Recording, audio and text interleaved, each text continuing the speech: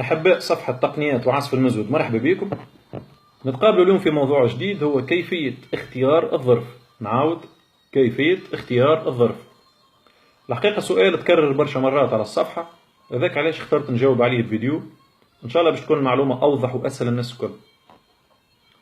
موضوع كيفية اختيار الظرف هو موضوع مهم برشا، يهم بالأساس العازفين والمغرومين الجدد، وفي بعض الحالات يهم بعض العازفين القدم اللي مازالت عندهم مشاكل في العزف.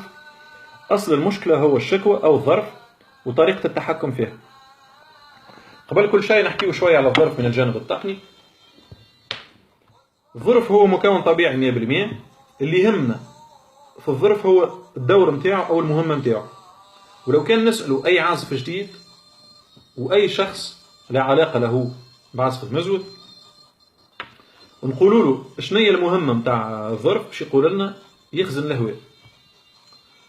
صحيحة الإجابة لكنها منقوصة، ومنقوصة من أهم حاجة في الإجابة، خاطر الإجابة كاملة هي الظرف يمكننا من خزن الهواء وخاصة التحكم في الهواء.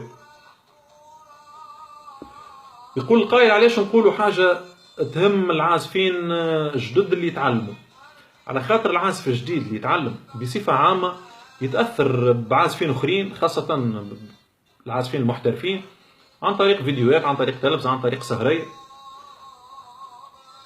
وأول حاجة يعملها يحاول يقلدهم حتى في الماتريال. كي يمشي يشري مزود أول حاجة يعملها يختار ظرف صغير، وهذه غلطة كبيرة. ولهنا باش نحكي على الإيجابيات والسلبيات نتاع الظرف الصغير والظرف الكبير. إيجابيات الظرف الصغير إنه يتنفخ بسهولة شباب، لكن السلبي نتاعو إنه يصعب علينا طريقة التحكم في الهواء. بالنسبة للظرف الكبير من المتوسط إلى الكبير أقل جمالية، لكنه يسهل طريقة التحكم في الهواء اللي باش نخرجوه عن طريق